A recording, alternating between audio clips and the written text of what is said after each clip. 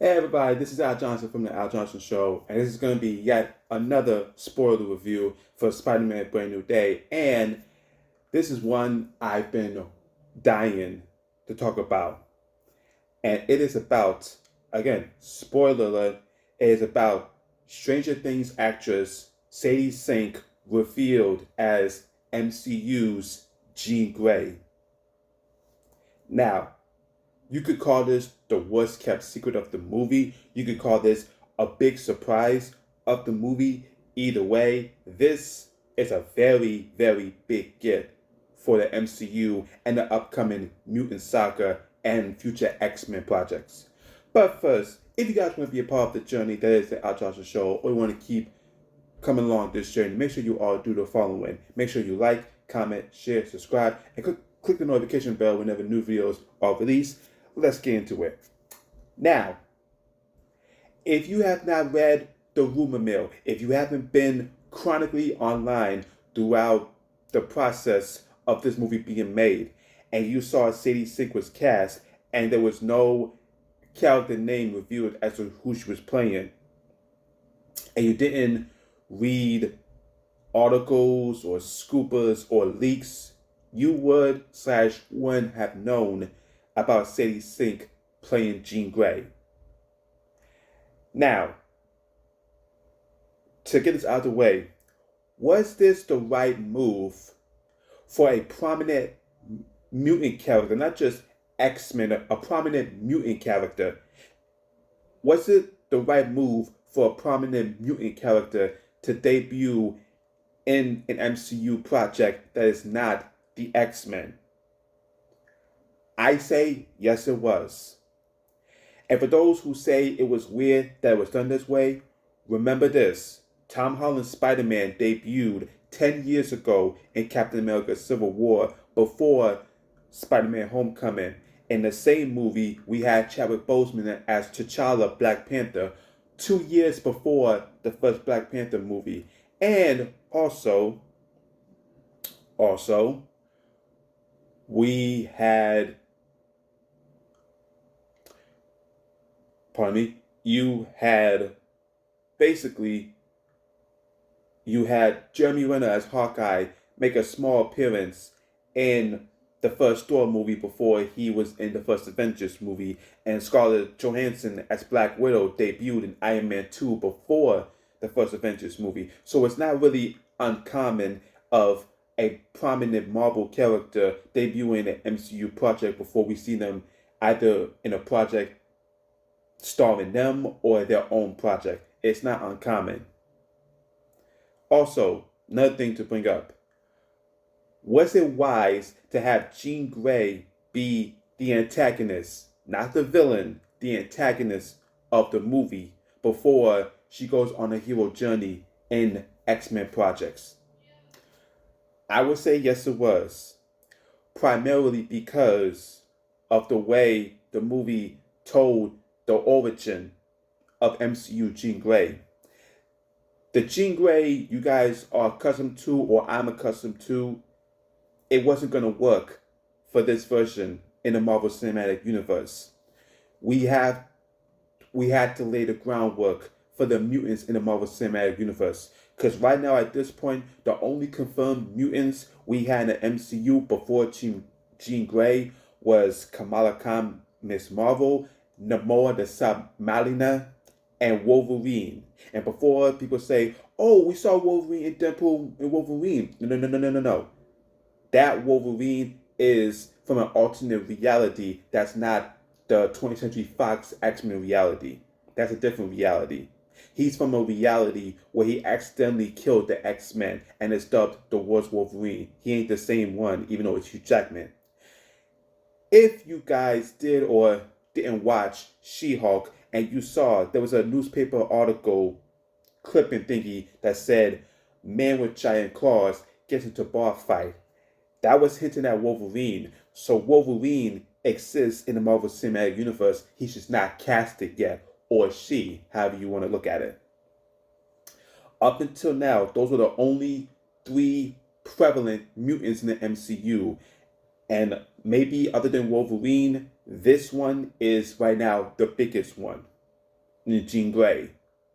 I believe I read somewhere that going forward in future projects, we're going to get mutant characters popping up in other movies before we see them in X-Men projects.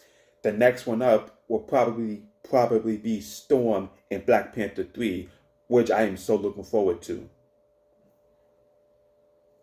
Anyways, going back to Jean Grey. This Jean Grey is already dark and dangerous. This Jean Grey was abandoned by her mother because she's a mutant.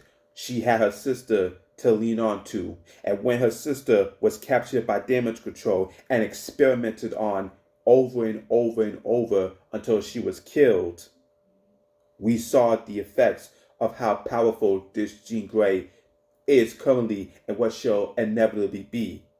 Now, yes, I get the whole thing about how can we redeem Jean Grey? She took over MJ's mind and kissed Peter and then mocked him for thinking MJ remembers him, and she had a dude walk back into traffic and get hit by a car, and she freezed everybody with her telekinesis and this and that. I don't know if she can be redeemed as a hero in that. Need I remind you guys, Loki, who is arguably the most popular character in the Marvel Cinematic Universe, especially post Endgame, y'all realize he killed Agent Phil Coulson in the first Avengers movie, right? You also guys realize he indirectly caused the death of his mother in the Dark World when Malekith was like, "Where's the throne room?" And Loki was like, "Oh, it's over here on your left side." And then possibly getting word back, his mother was killed, and he was indirectly the cause of that. Y'all also forget Wanda Maximoff, the Scarlet Witch. When she debuted the MCU, she was a villain.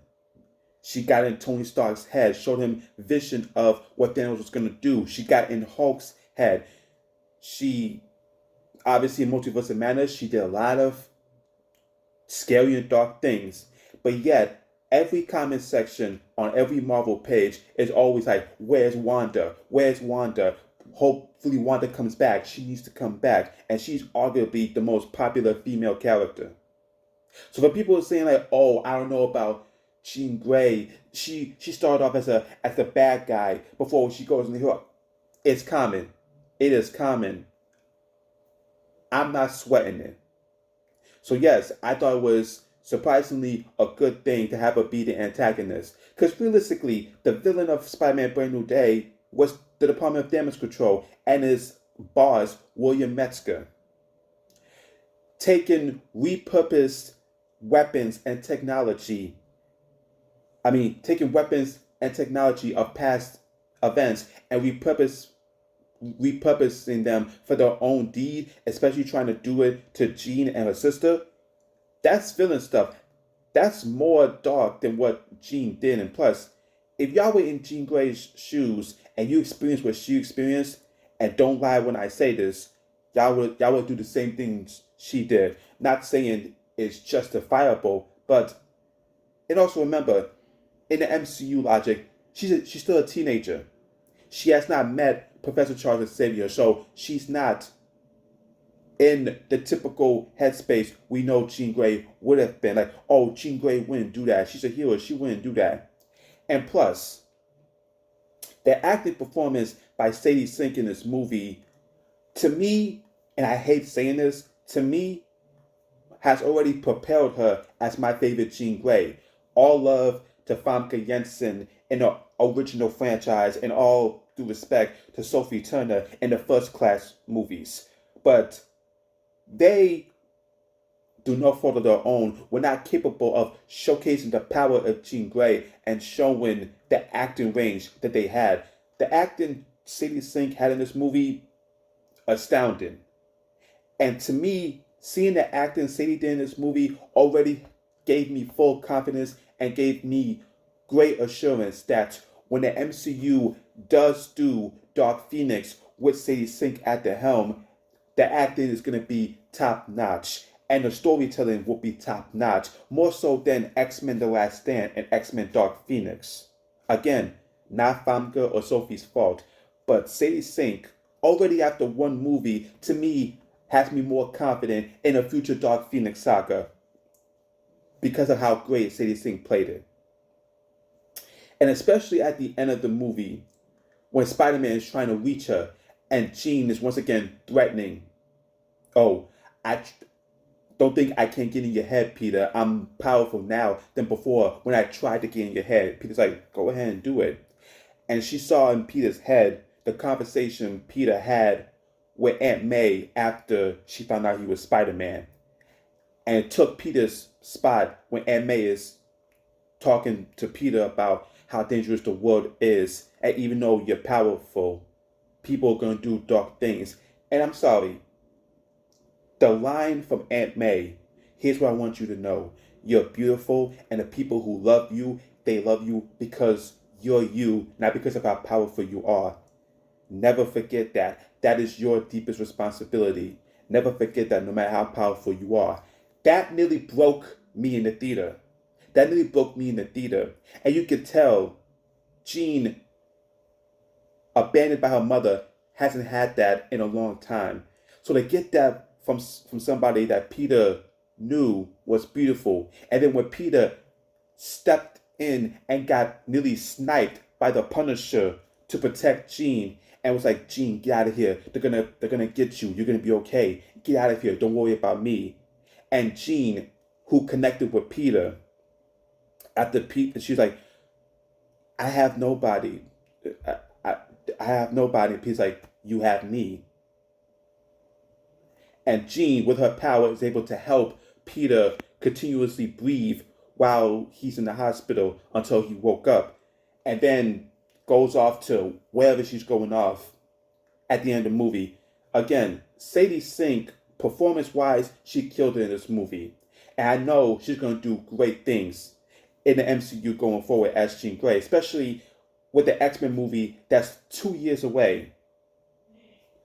So, to me, yes. Was it easy to predict that Sadie Sink is Jean Grey? Yes. Was it the right move to have her be the antagonist of the movie? Yes. Am I fully confident that Sadie Sink is going to do amazing things as Jean Grey in the MCU going forward, especially in a future Dark Phoenix saga? Yes. And for me, in my personal opinion, Sadie Sink's Jean Grey right now, as far as live action, the best Jean Grey. And unless Marvel weirdly fumbles this Jean Grey like 20th Century Fox fumbled the other Jean Greys before, unless that happens, I have no reason to worry. And to me, Sadie Sink, she killed it. And also, quickly to bring up, Zendaya as MJ, beautiful performance in this movie, especially the scenes with her and Peter, beautiful stuff. Jacob Batalon as Ned, beautiful, beautiful stuff, especially that end with them doing the handshake and him connecting with Peter, beautiful stuff. There's not enough to say about these two because I've seen the performances in the Homecoming trilogy, and I know for this one, they brought it to a different level, but yeah, they were great in this movie, along with Sadie Sink. And guys, that is, again, another spoiler review for Spider-Man Brand New Day. Let me know down below how you guys feel about Sadie Sink as Jean Grey, or about the performances of Sadie Sink, Jacob Batalon, and Zendaya. Let me know down below. Thank you guys for watching. I've been Al Johnson, and I'm Spider-Man.